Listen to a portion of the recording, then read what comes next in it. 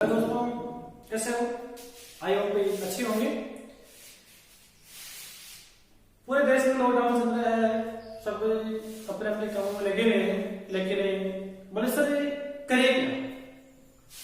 भाई करनो के है, कॉपी दी, किताब पढ़ी, कत्ती साल आपने तैयारी करता होगी, अब भी पूजा ठाकुर जी कराएंगे तो देख बात तो समझ पाई कि ये करेंगे। तो देखो बात ये भी है कि करनो के आप तैयारी करिए, अपन तैयारी करिए, अपने ऊपर लॉकडाउन का कोई प्रभाव नहीं पड़ेगा क्योंकि हम विद्यार्थी हैं। तो हमारा एक ही टारगेट होता है पढ़ाई करना, चाहे लॉकडाउन रहे चाहे न रहे, अपन को कोई इफेक्ट नहीं पड़ता। हाँ, ये जरूर होता है कि डाउट्स कैसे क्लियर करें। डाउट्स के लिए देखो बहुत सारी ऑनलाइन क्लासेस चल रही हैं, पर्सनल जो अपने टीचर्स हैं उनसे भी आप डिस्कस कर सकते हो कि सर ये प्रॉब्लम है, तो वहां से अपना डाउट क्लियर हो सकता है।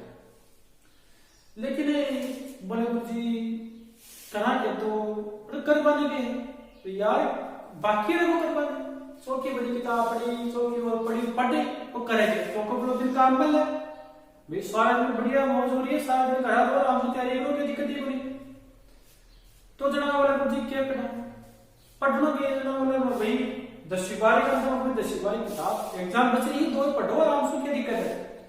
जो बच्चे 9 से 10वीं में हैं वो भी हमारे वीडियो देख सकते हैं, वो भी पढ़ सकते हैं। अब कंपटीशन वाले बच्चों की भी बोलो गुरु जी साइंस पढ़ाओ, मैथ्स पढ़ाओ और वीडियो पढ़ाओ, तो अपने साइंस और इंग्लिश की दोनों फैकल्टी से बात की सर जल्द ही हमें आपको इंग्लिश और साइंस की वीडियो भी हम आपको अवेलेबल करवा देंगे। प्रोसेस चालू है। आज इसी कड़ी के अंदर हमें आज कंपटीशन की हम बात करते हैं। कंपटीशन में अभी कई विद्वानों को यह कहना है कि बोले एग्जाम में लॉकडाउन हो गया, आर्थिक स्थिति खराब हो गई, बोले एग्जाम होगी नहीं होगी, 21 में होगी 22 में होगी। देखो बात यह नहीं है, आप तो तैयारी करनी है, चाहे भाई 21 में हो चाहे 22 में चाहे 25 में हो, यदि आपकी तैयारी पूरी नहीं है तो बच्चे कभी में कोई फर्क नहीं पड़ेगा। और ये बड़ी सुनहरा अवसर है कि आप आराम से बैठ के आप पढ़ाई कर सकते। एग्जाम तो होनी है, आत्मनिश्चित होनी है, ये अगर आप 10 दिन में एग्जाम की तैयारी करना बच्चे की संभव ही को नहीं। तो इस चीज के लिए आप आज थोड़ा सा डिस्कस करेगा रीड के बारे में। ये टॉपिक हम पढ़ते हैं जो कि लेवल फर्स्ट और लेवल सेकंड दोनों में आपने काम और गणित विषय और मैं ये मत सोचो कि क्या पढ़ा रहे हो, क्योंकि मैं एकदम जीरो से ये बात आपको यहां बताने जा रहा हूं। और रीड लेवल फर्स्ट में बात एकदम जीरो से ही आती है। कई बार तो क्या होता है कि त्रिभुज की समान क्षमता के नियम पूछ ले जाते हैं, अजीब बात होती है, प्रश्न पूछ बड़ा थोड़ी है, अरे जो पूछ बड़ा नहीं हो ना आजकल वही पूछे जा रहे। तो ये वाली बात है। तो मैं कह रहा हूं कि आप इस वीडियो को पूरा ध्यान से देखिए, उसके बाद में आज जो तुम पढ़ा रहा हूं ना उसको आप एक बार खुद करके एक बुक में से पढ़िए, तो उसके बाद आप क्वेश्चन सॉल्व करने की कोशिश कीजिए। ये वीडियो देखने के बाद आप नेक्स्ट जो वीडियो में रहेगा उस वीडियो को देखो, और दोनों वीडियो को देख करके आप मैं ये कह सकता हूं कि वर्त और त्रिभुज, मैं इन दो वीडियो में वर्त और त्रिभुज की बात करूंगा। तो वर्त और त्रिभुज से संबंधित आपके जितने भी प्रश्न है ना रीड लेवल फर्स्ट और सेकंड में आप अपने आप ही कर लोगे, ये मेरा विश्वास है। लेकिन वीडियो को ध्यान से सुनना, मैं बोलता क्या हूं लिखता क्या हूं, इस बात पर आप जरूर करना। तो सबसे पहले आज अपन बात करते हैं त्रिभुज की। जीरो से लेकर चलेंगे कि त्रिभुज में क्या है क्या नहीं है वो देखो।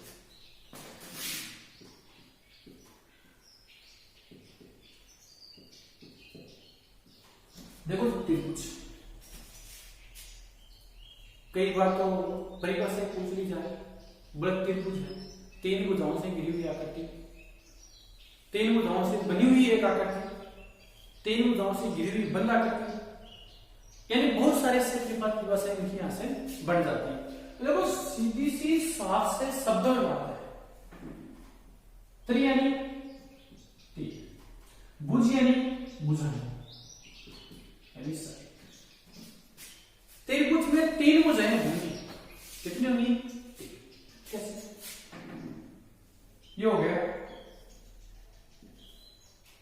ए, ये बी और ये सी। क्या बढ़ गया? त्रिभुज बढ़ गया ना। इसको देख के हम परिभाषा लगा सकते हैं अंदाज 1 2 3 भुजा हो। तो परिभाषा क्या बन गई देखो, तीन भुजाओं से घिरी हुई बंद आकृति। क्या होती है? बंद आकृति। एक ही शब्द महत्वपूर्ण है, बंद आकृति। अब जनरली टीचर से हालांकि नहीं है, लेकिन छोटी कक्षाओं में ये आदत होती है कि तीन भुजाओं से घिरी हुई आकृति त्रिभुज कहलाती है। लेकिन ये बात क्या है? गलत है भाई। आकृति तो तीन भुजाओं से ये भी तो घिरी हुई है, बट ये थोड़ी त्रिभुज है। ये त्रिभुज नहीं है। त्रिभुज क्यों नहीं? क्योंकि आकृति बंद नहीं है। तो त्रिभुज की परिभाषा होती है तीन भुजाओं से घिरी हुई बंद आकृति, यानी तीन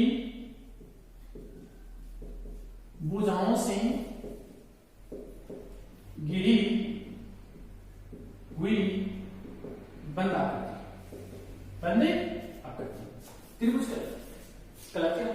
मैं कहता हूं आपको लिखने की जरूरत नहीं, आज मैं क्या बोलता हूं वो सुनो, अपने आप याद आ जाएगा। पहली बात, तीन भुजाओं से घिरी हुई आकृति क्या कहलाती है? त्रिभुज कहलाती है। अब देखो ये क्या है? ये ए है, ये बी है और ये सी। इनको अपन बोलते हैं सिक्स कोण। क्या बोलते हैं? सिक्स बोल दो या सिक्स कोण अपन इसको बोल सकते हैं। ए बी सी, सिक्स तीनों सिक्स है। तीनों क्या है? सिक्स है। अब ये त्रिभुज है तो ये भी कोण है, ये भी कोण है और ये भी कोण है। तीन कोण इस त्रिभुज में बनेंगे। त्रिभुज में तीन कोण होते हैं। अब अपन देखो यहां से फिलहाल आपको यही पता है, इतना ही अपन को पता है कि ए बी सी त्रिभुज है। ए बी सी क्या है? त्रिभुज है। अब अपन को ये नहीं पता ना कि ये कोण कितना है, ये कोण कितना है और ये कोण कितना है। अपन को ऐसे नहीं पता, लेकिन अपन को एक चीज पता है कि ए बी सी तीनों कोणों को जोड़ेंगे ना तो उनका योग वो निश्चित आएगा। वो कितना आएगा? 180 आएगा। एक चीज यहां से लिखी कि त्रिभुज के तीनों कोणों का योग कितना होता है? 180 डिग्री होता है। तो फिर इन कोणों का अपन पता कैसे लगाएंगे? इन कोणों का पता कैसे लगाएंगे? तो उनके लिए क्या होगा? अपन को कोई ना कोई कोण के मान तो दिए गए, कोई ना कोई कोण के मान तो दिए आते ही हैं।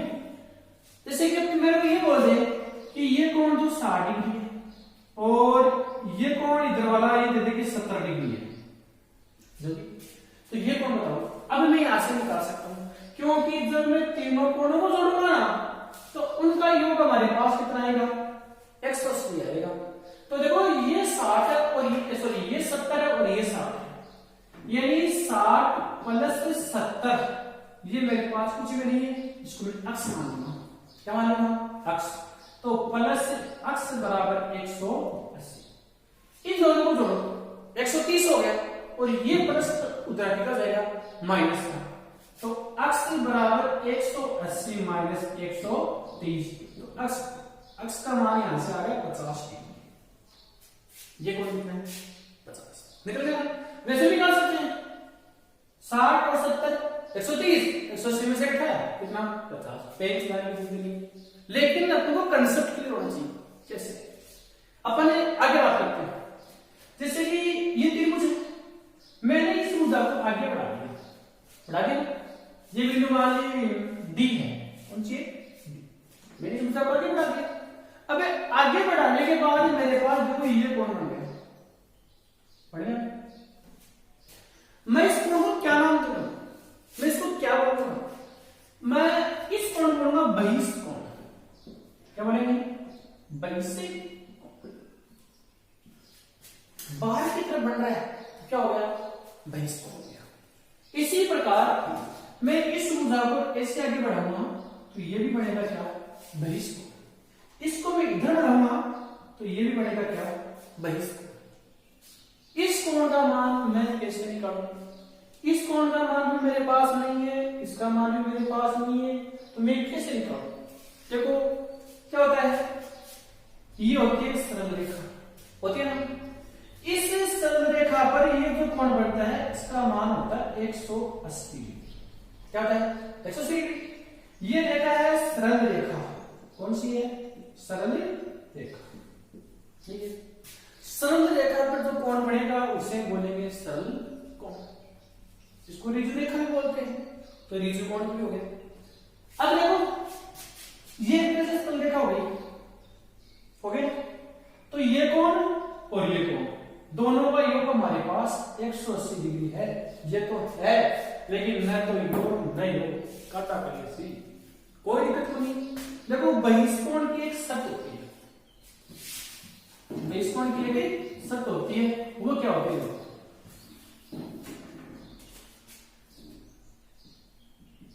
बहिष्कोण बराबर अंतराभिमुख कोण, अंतराभिमुखी कोणों का योग। यानी जो बहिष्कोण होता है ना, वो अंतराभिमुख कोणों का बराबर योग का बराबर हो गया। तो जी हाँ, यो अपना बहिष्कोण है भाई, और ई बहिष्कोण का अंतराभिमुख कोण कौन सा होगा? यो कोण और यो कोण, ए दोनों कोणों को योग एक बराबर होगा, क्योंकि यो है बहिष्कोण और बहिष्कोण बराबर है अंतराभिमुख कोण के बराबर, योग का बराबर। तो ये दोनों कोण ई कोण का कहीं अंतराभिमुख कोण ही, तो आप ई कोण को मान काटेंगे ना, तो आ दोनों कोण आप जोड़ देना। तो 60 और 30 कतो हो रहे हैं 130 डिग्री, ई कोण को मान कतो आप 130। यह कंडीशन हर बहिष्कोण का लागू है। जी हमें ई को निकालना चाहूं, काटे जाओ ना, तो ई को बहिष्कोण ई का अंतराभिमुख ए दोनों होगा। अब वो तो है ही गुण, कैसे काटा में जुट करे आ साल देखा होगी, ई को मान और ई को मान 180 है, 180 में से यो 130 है, तो ये को तो बच रहा है 50। आ दोनों का योग 7 और 5 12 यानी 120। कौन बताओ? 120 यो निकालना, तो आ दोनों में जोड़ देना, इकट्ठे कोई बहिष्कोण आप आराम से निकाल काटेगा, क्योंकि आज चीज तो नहीं बताइए आपका आगे वर्त बढ़ाएगा ना, तो वर्त में भी अपना चीज काम होगा, क्या होगी? काम होगी। तो 78 शायद हमने लगे थे, कंफर्म चीज है। अभी आगे अगर बात करें त्रिभुज का टाइप्स ऑफ ट्रायंगल, त्रिभुज के प्रकार। देखो त्रिभुज के प्रकार, अभी त्रिभुज के प्रकार को भैया देखो त्रिभुज आप मुख्य रूप से लेवा तो 3 प्रकार को है। कौन सा? देखो एक तो अपना संभव त्रिभुज, ठीक है, एक हुआ अपना समद्विबाहु त्रिभुज, एक हुआ अपना विषमबाहु त्रिभुज, और ये तो क्या है, एक त्रिभुज और लेने आता काम है, वो हुआ अपना समकोण त्रिभुज। कौन सा है? समकोण त्रिभुज।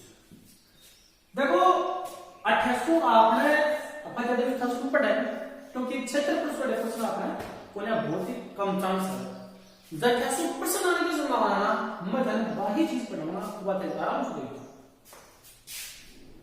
ये प्रश्न बनता है, कैसे बनता है? निम्न में से त्रिभुज का प्रकार नहीं है, निम्न में से त्रिभुज का प्रकार, इनके अलावा त्रिभुज के प्रकार ये होते हैं संभव, समद्विबाहु, विषमबाहु और समकोण त्रिभुज, ये होते हैं। इनके अलावा प्रश्न होता है तो वो अपना क्या सही है। पहला प्रश्न ऐसा, फिर आता है एक प्रश्न अपने जैसे कि सर्वांग समता है। क्या है? सर्वांग समता, त्रिभुज की सर्वांग समता, और एक होती है समरूपता। यहां से प्रश्न आता है, पिछली बार भी यहां से प्रश्न आता है, के अंदर बुझाई दी गई थी त्रिभुज के कौन से नियम की पालना होती है, सर्वांग समता की कौन से नियम की पालना होती है, वो यहां से अपन बात करेंगे। तो सबसे पहले अपन यहां से बात करेंगे संभव त्रिभुज। कौन सी बात करते हैं? संभव। देखो संभव त्रिभुज क्या होता है? जैसे ये कोई त्रिभुज है A B C, इसका एक तीनों बराबर है ना, इसका मतलब हो गया कि ये तीनों भुजाएं क्या है, बराबर है। तीनों भुजाएं क्या है, बराबर। तो समबाहु त्रिभुज की परिभाषा क्या बनती है, तीन भुजाओं से घिरी हुई ऐसी बंधाकृति जिसकी तीनों भुजाएं क्या हो, समान हो, समबाहु त्रिभुज कहलाता है। या फिर यह बात अपन ऐसे बोल सकते हैं, कितनी है कि ऐसा त्रिभुज जिसकी तीनों भुजाएं क्या हो, समान हो, उसे हम कहते हैं समबाहु। तीनों भुजाएं समान है, देखो भुजा समान तो कोण भी क्या होता है, समान। तीनों भुजा समान है तो तीनों कोण भी कहीं समान।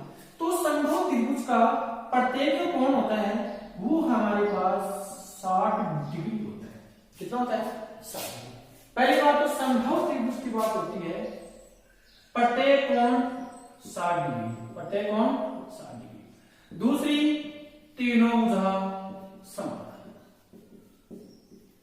ये होती है, ठीक है। ये दो बात करते हैं। उसके बाद अपन बात करते हैं संधि बाहु की। संधि बाहु, संधि बाहु की बात करेंगे तो संधि बाहु में क्या होता है, संधि बाहु में ये होता है कि संधि बाहु में सम यानी समान दिए दो बाहुएं भुजा, यानी ऐसा त्रिभुज जिसकी दो भुजा समान, संधि बाहु कहलाता है। तो देखो ये त्रिभुज हो गया, जैसे कि ये दो भुजा बराबर होगी तो ये बन गया संधि बाहु त्रिभुज। मैंने एक बात बताई थी कि समान भुजाओं के सम्मुख कोण बराबर होते ना, तो यह भुजा ई के बराबर है, ई के सामने कोण कौन सा है, यो, और ई के सामने कोण है यो, तो आ दोनों कोणों को मान भी क्या हो गया, बराबर। यानी संधि बाहु त्रिभुज में दो भुजा समान और दो कोण क्या है, समान है, बिन बोला अपना संधि बाहु त्रिभुज। तीसरी बात करना अपना विषम बाहु त्रिभुज की। विषम, तीन भुजा अलग अलग है तो तीन कोण तो क्या होगा, मध्य अलग अलग होगा। उसके बाद में बात करना अपना समकोण त्रिभुज की। कौन सा की, समकोण।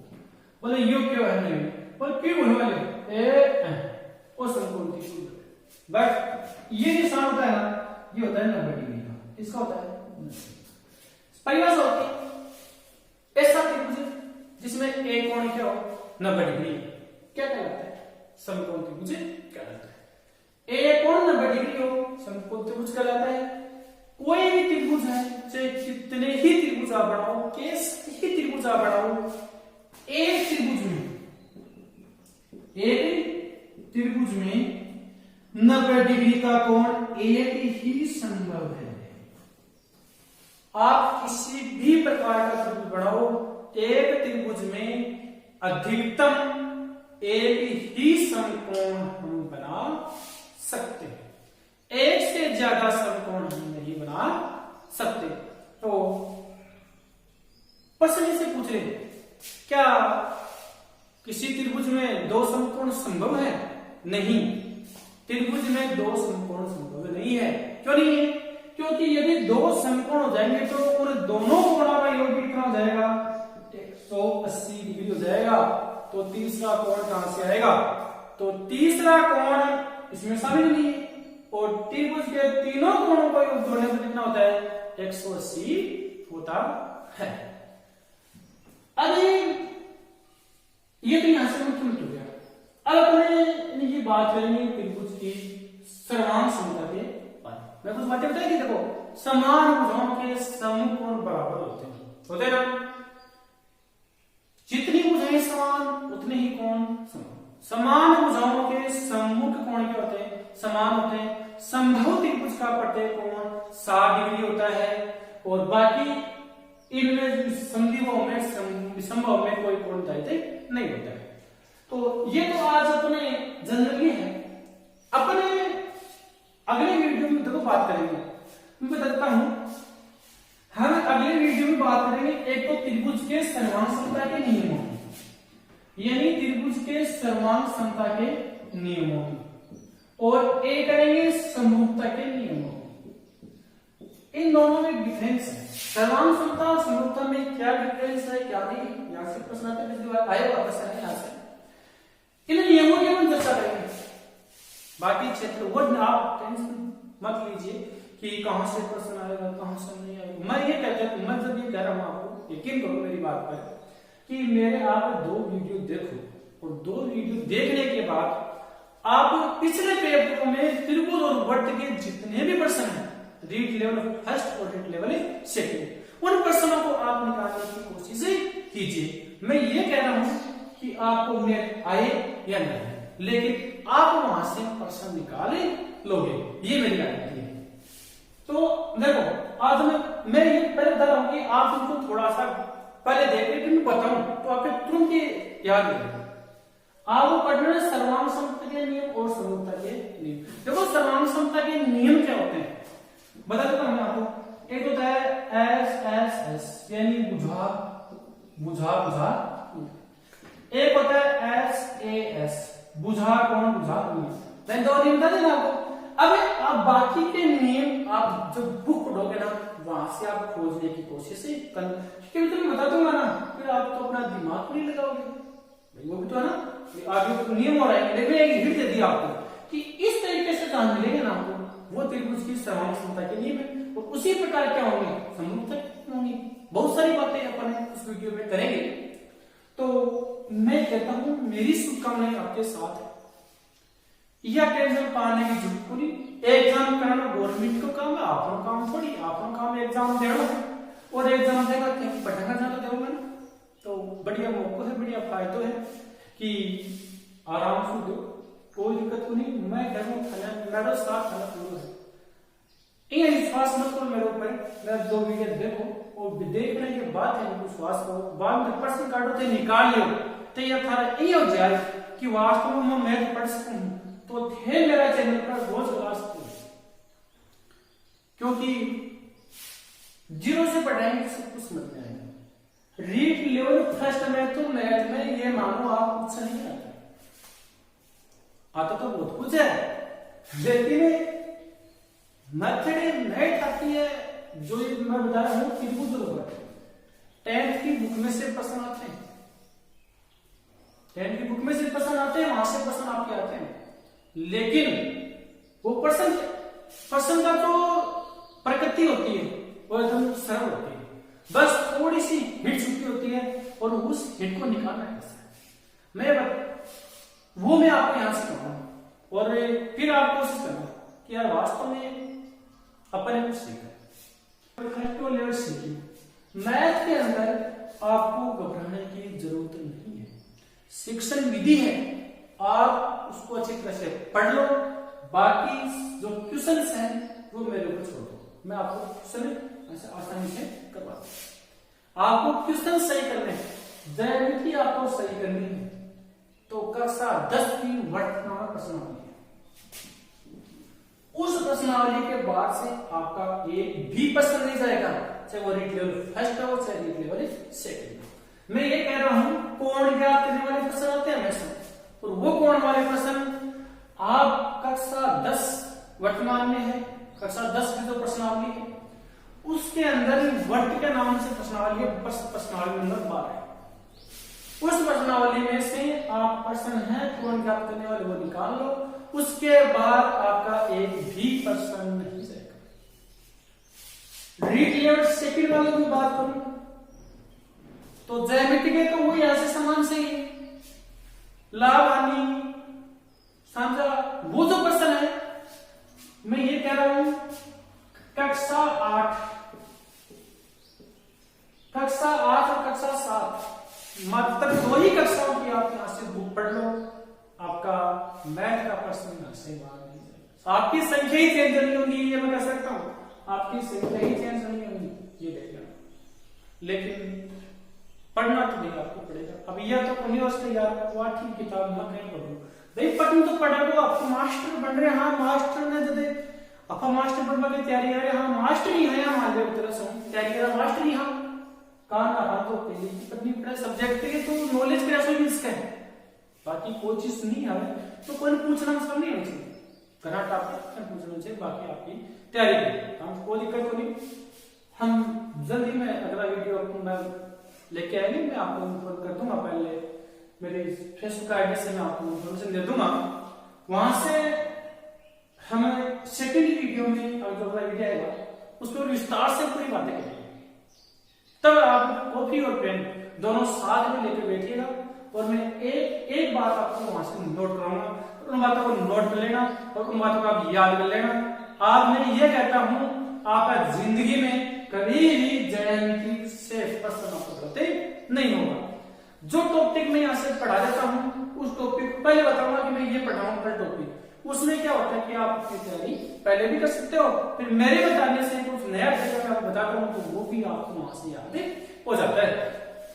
तो आज के लिए काफी है और तब तक के लिए आप अपनी पढ़ाई को थोड़ा जारी रखिएगा और हम अभी आपसे कंटिन्यू हम जुड़ते रहेंगे।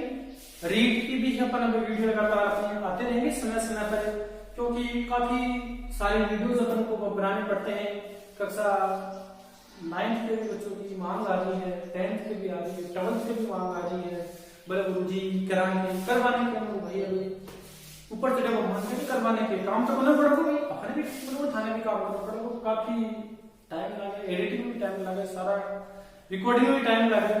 तो जी हाँ अभी टाइम थोड़ा लॉकडाउन में बढ़िया काम ले रहे हैं हम, तो बड़ी बात को नहीं कि 10वीं का भी देना, 10वीं का दे रहे हैं हाँ लगातार। आज वीक को 2000 का वीक को एक और दे देना और बाकी 10वीं 12वीं 8वीं सबका कक्षाओं के अपन वीडियो लगातार अपन लेके आएंगे।